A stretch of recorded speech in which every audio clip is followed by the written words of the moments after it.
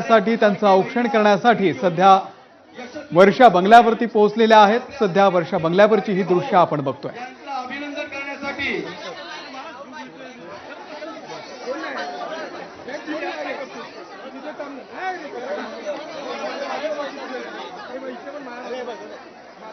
महाराष्ट्रातल्या आपल्या लाडक्या बहिणी आज साहेबांना अभिनंदन करण्यासाठी आलेले आहेत, साहेबांचं औक्षण करण्यासाठी आलेले आहेत, लाडक्या भावातला भेटण्यासाठी आलेले आहेत। नीलमताई गोरे तुम्हाला विनंती करतो की आपण 2 मिनिटात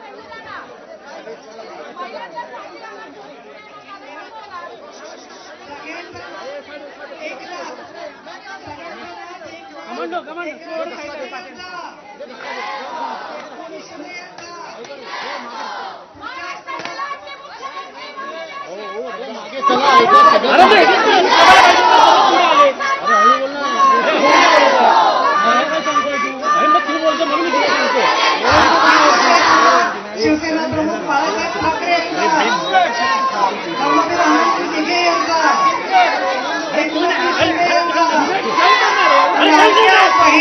भाऊ एकनाथजी शिंदे यांचा एकनाथजी शिंदे हे आगामी पुढचे आपले मुख्यमंत्री 5 वर्षासाठी झालेच पाहिजे। पुढच्या 5 वर्षासाठी एकनाथजी शिंदे हजारो लाखो माणसांचा मुख्यमंत्री झालेच पाहिजे।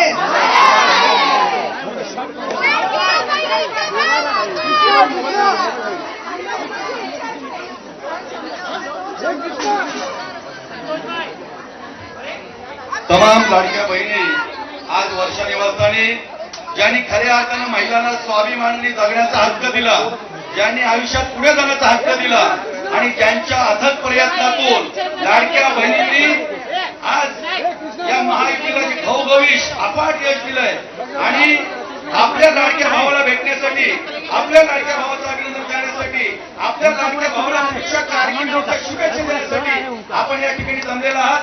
की साहेबांनी साहेब सगळ्या बहिणी आपल्याला भेटायला आलेल्या आहेत, आपलं अभिनंदन करायला आलेले आहेत। आपण थोडक्यात त्यांचे आभार व्यक्त करू।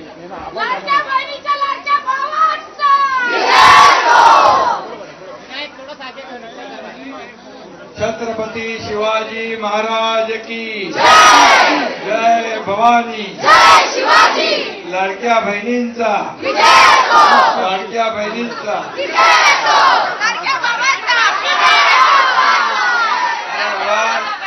लाडक्या भावाला भेटायला आलेले आहेत, त्यामुळे मी त्यांचं मनापासून स्वागत करतो। आपल्याला खूप खूप शुभेच्छा देतो।